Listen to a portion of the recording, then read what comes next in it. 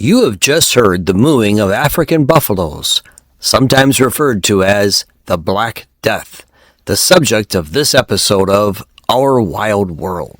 Welcome to Our Wild World. I'm your host, Dr. John David Alferts. I've been an educator for over 38 years, serving as an adjunct professor, superintendent, principal, and teacher. Whenever we can, my wife Christina, also an educator, and I are trekking into the wild to see our two-legged, four-legged, and winged friends in the animal kingdom.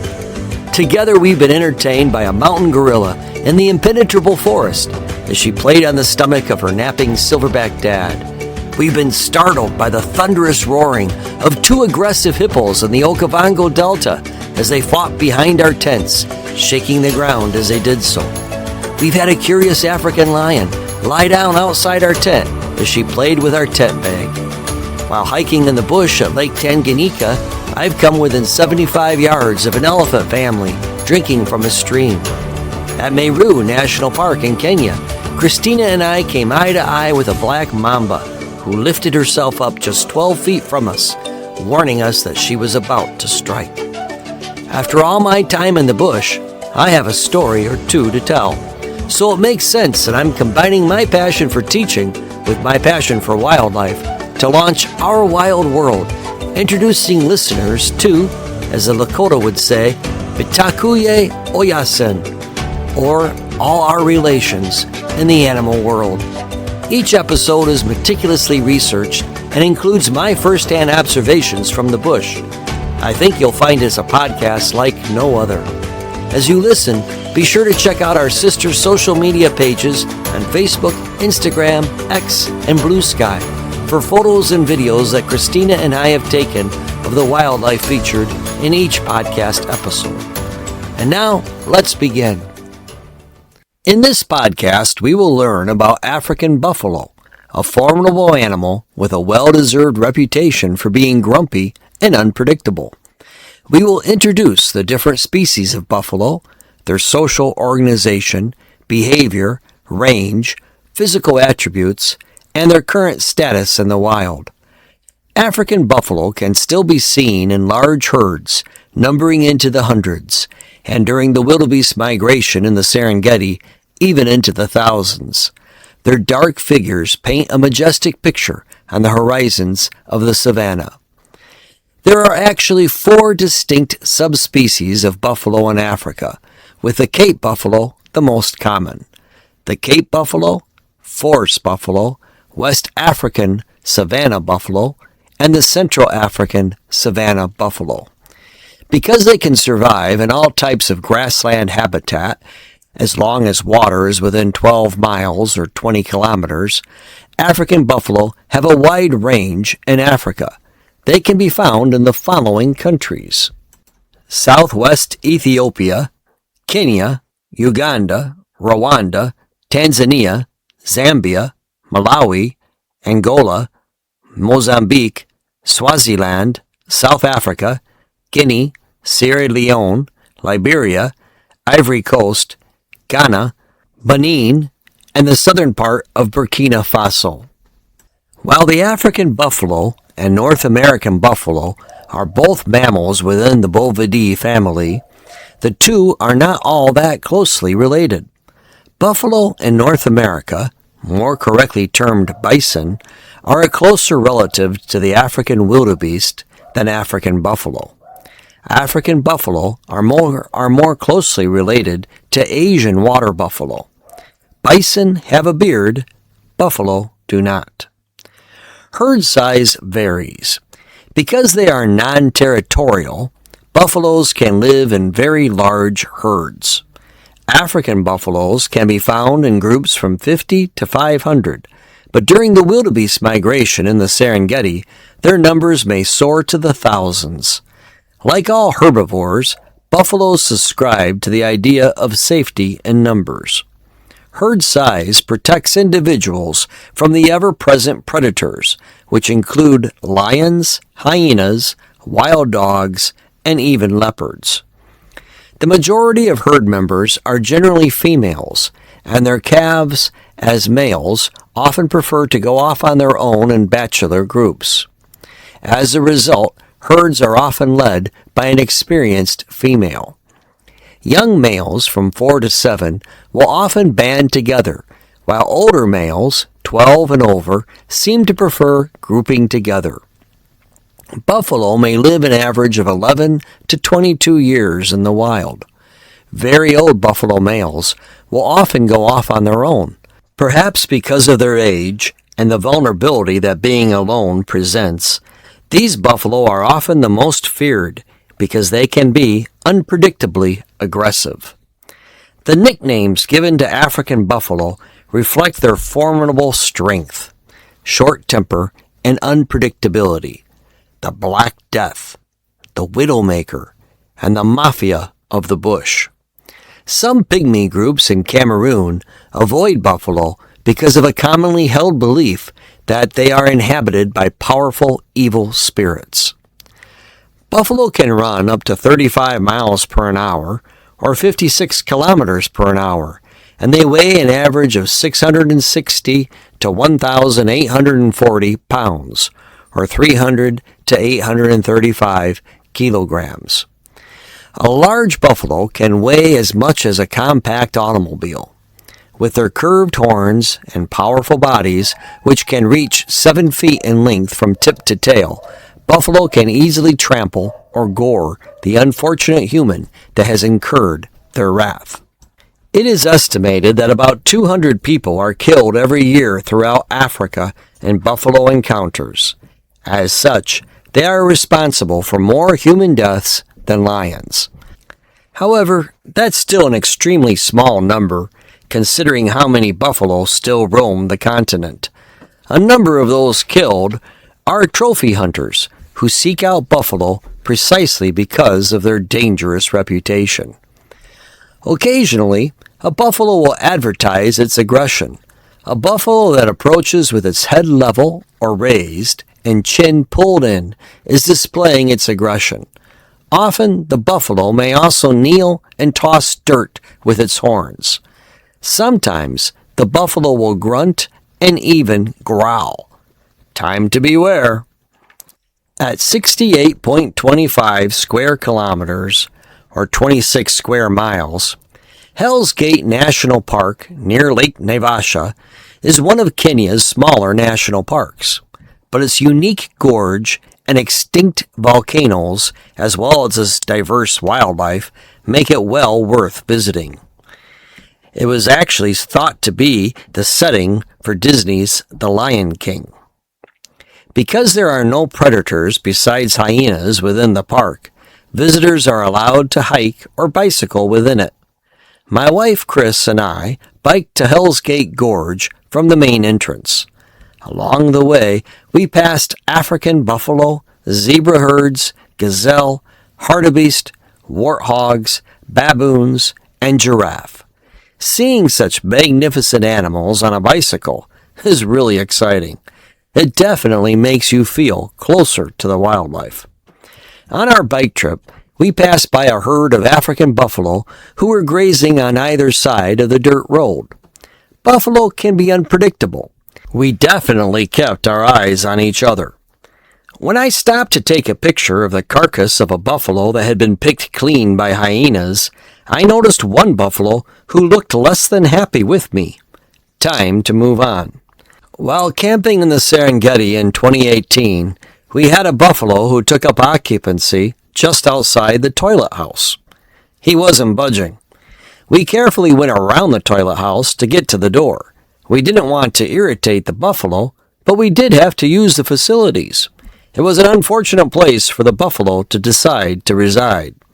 Later, a large family of elephants passed near the toilet house, just on the perimeter of the campground.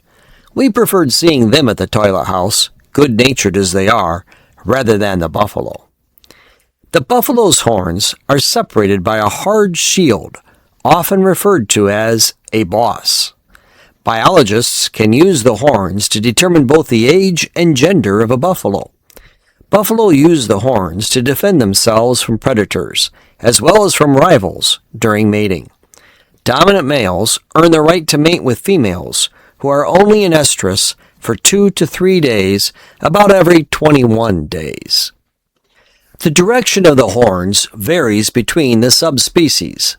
The Cape buffalo has curved horns that meet in the middle of its head. West and central savanna buffalo have a hook-shaped horn that curve down and then up and in. Forest buffalo are the smallest of the African buffalo. Their horns are also much smaller and straighter, angling back. Forest buffaloes also have a different coloring than the three other subspecies. While all four subspecies have a reddish-brown color as calves, the Cape, West, and Central buffaloes darken to a dark gray or black color as adults. Forest buffaloes maintain their reddish-brown color even as adults. The primary predators to buffalo are lions, and perhaps surprisingly, crocodiles. Although buffalo can outrun lions, their size prevents them from accelerating very quickly. Thus, a surprise buffalo may be ambushed by a hungry pride of lions. At Tarangire in Tanzania in 2018, we observed 3 lionesses crossing the savannah with their 3 cubs. There was an African buffalo resting under a tree. The buffalo was more worried about the lions making him a meal than anything else. He stood his ground and intimidated one of the lionesses, preventing her from crossing the road with her pride. When she attempted to follow him, the buffalo chased her. Eventually, the other 2 lionesses returned to help her. The cubs waited as the 2 adult female lionesses joined with the lioness that the buffalo had been threatening. Safety in numbers is a basic rule in Africa. 3 once more, the buffalo decided he'd better not test his luck and let the female lions move along on their way. Such buffalo-lion encounters are not uncommon.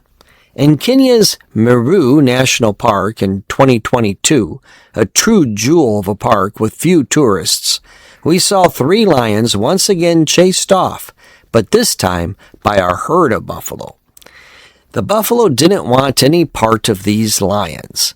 The buffalo chased the lions off across the dirt road, making sure they were a considerable distance from the herd.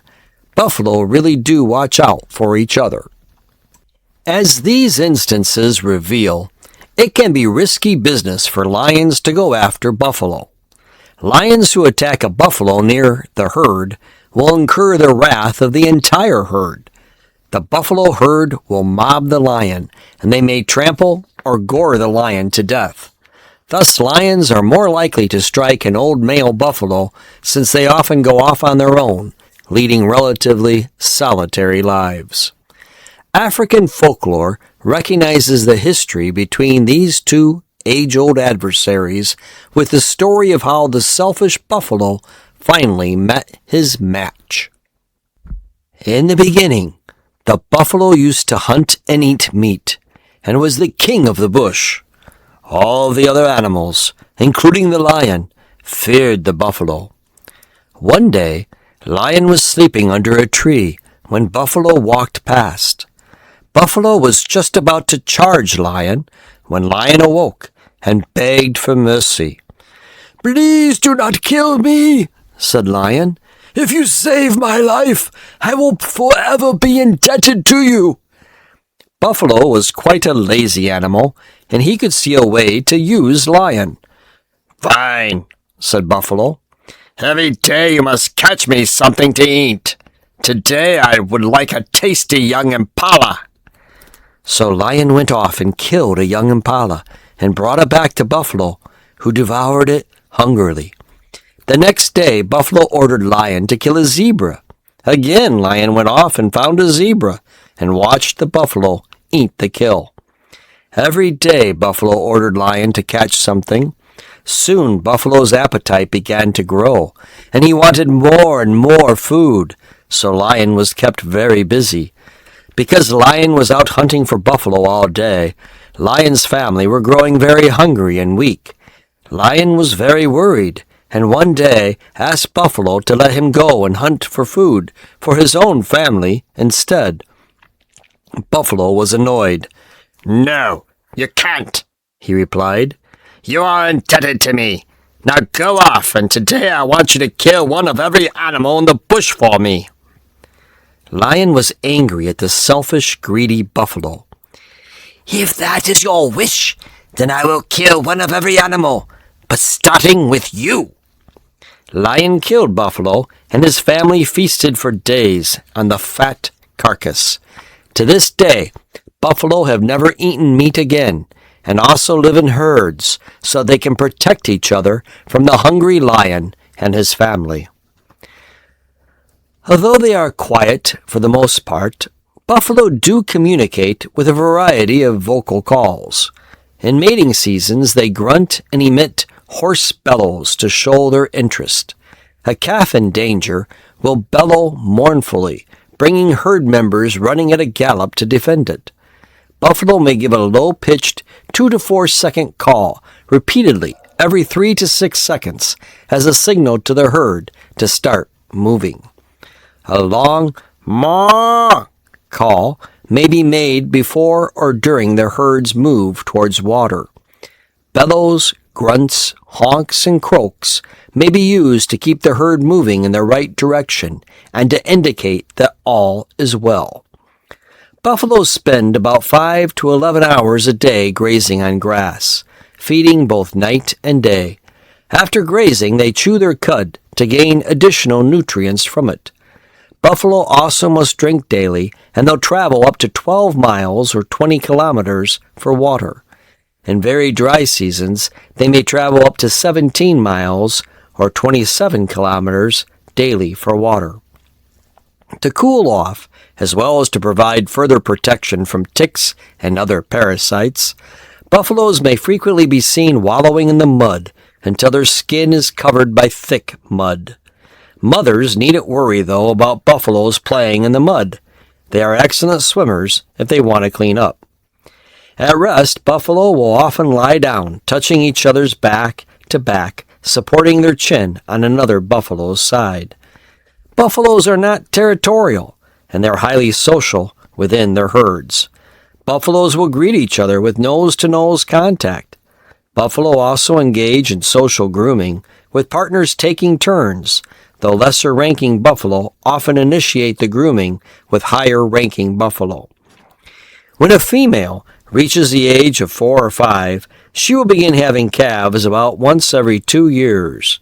Males, who are usually quite affable with one another, will threaten each other and compete for dominance. Females will court the dominant male, urinating repeatedly so that the male can test the urine and recognize that they are an estrus.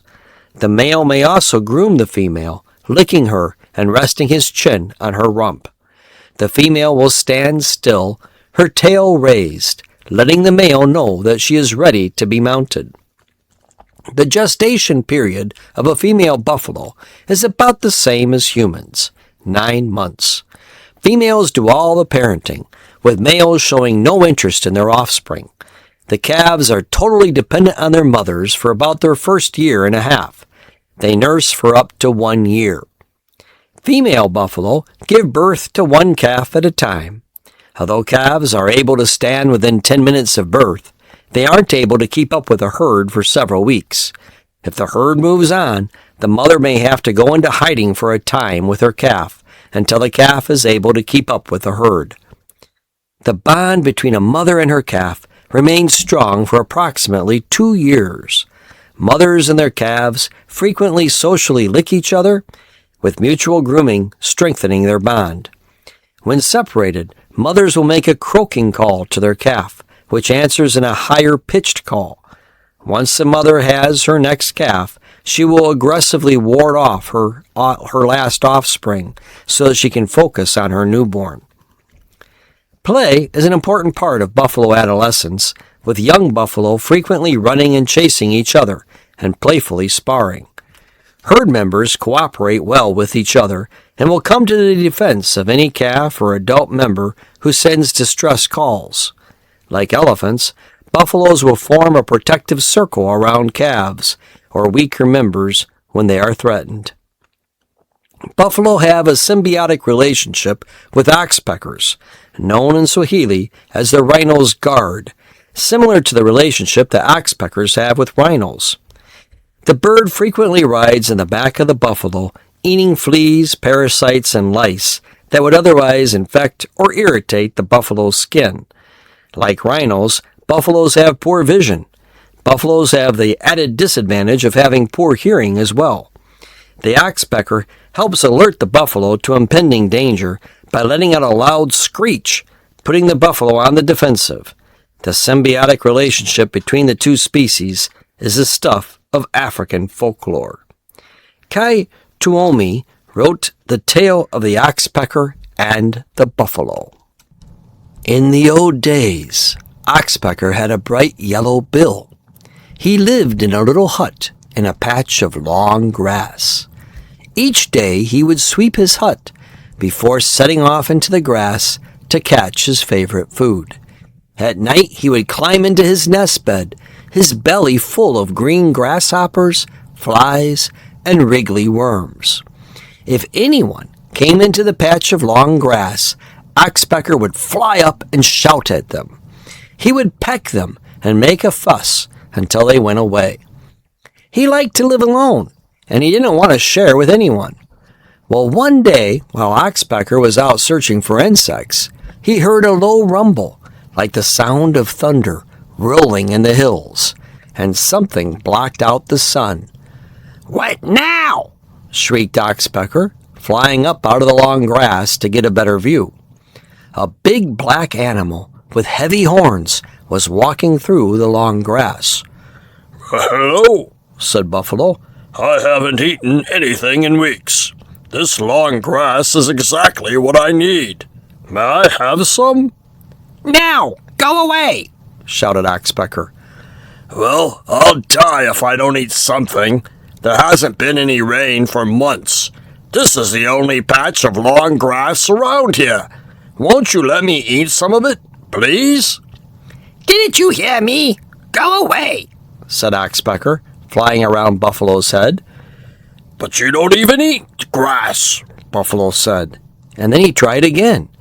"We could share the grass." "I don't share. This is mine, mine, mine. Now go away!" shouted Oxpecker. Buffalo's forehead wrinkled and his eyes narrowed to slits.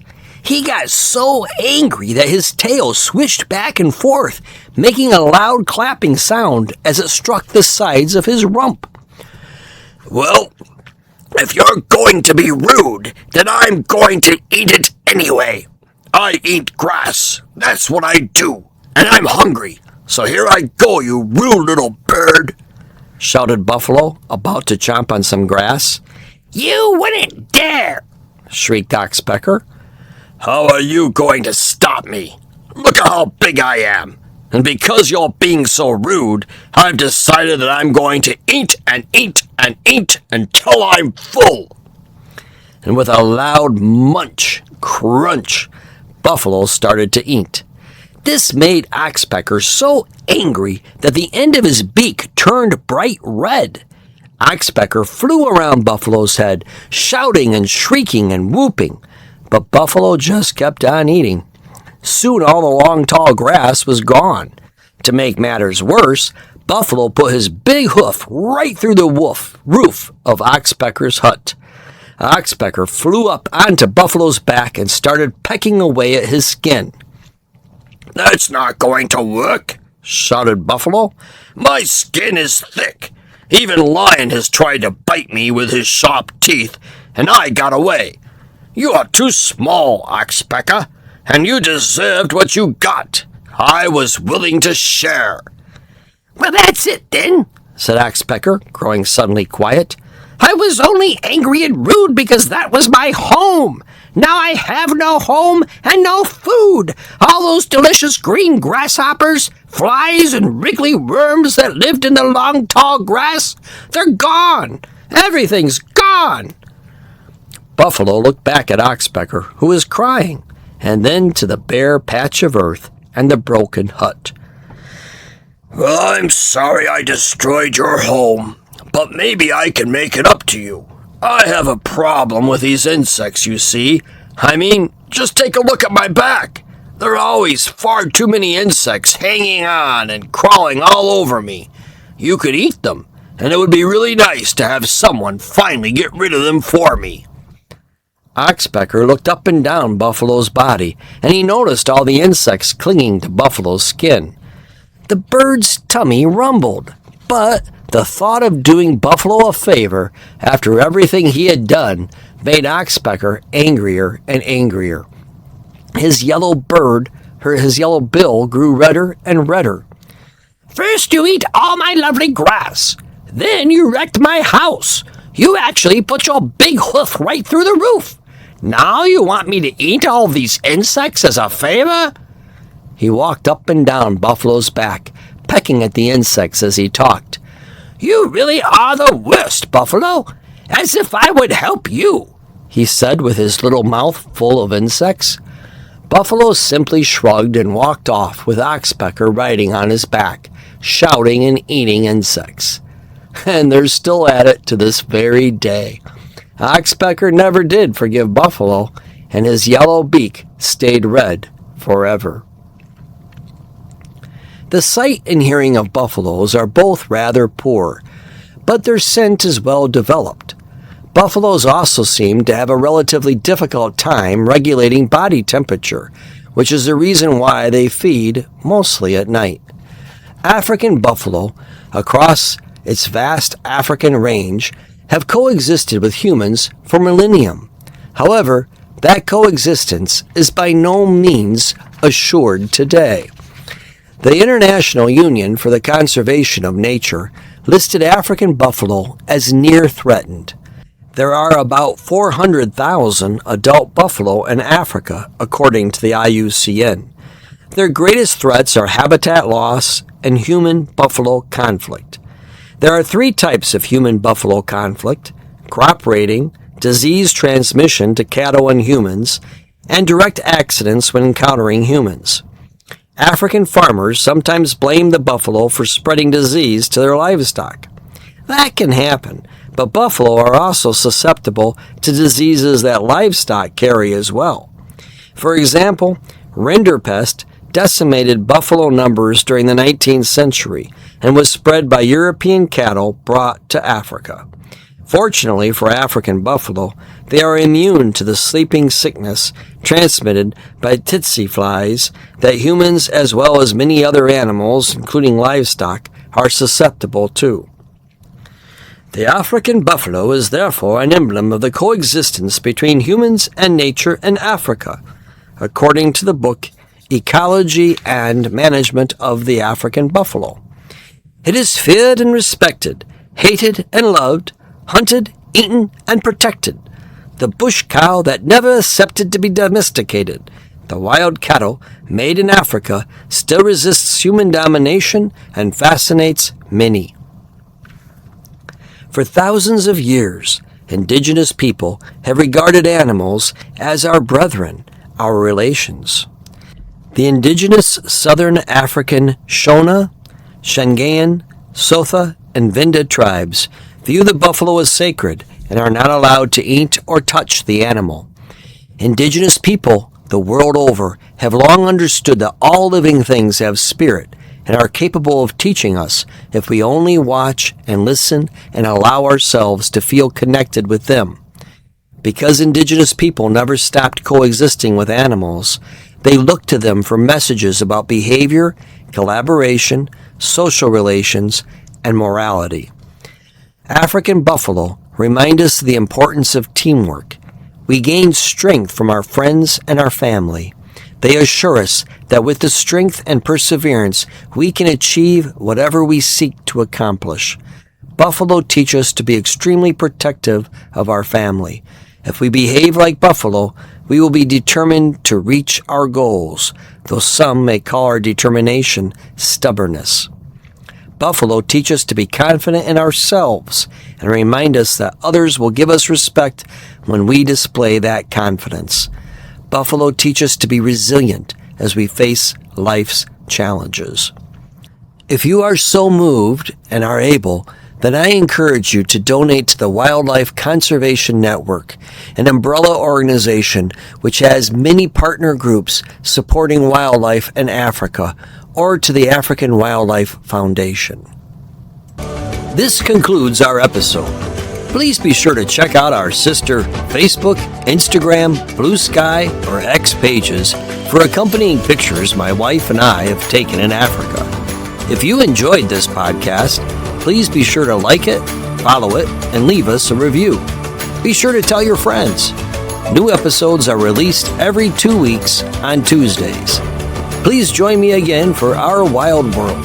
You can contact me anytime at ourwildworldshow@gmail.com. I'm also available to give talks on many of the animals featured in this series. You can download a flyer with my available talks from our Facebook page. The talks are free as long as they are within a 1-hour radius of Rockford, Illinois. I do suggest a minimum donation of at least $50 to a wildlife charity for each talk. Thank you for listening, and remember, every breath you take connects you with every other living being on this planet. You are a part of nature.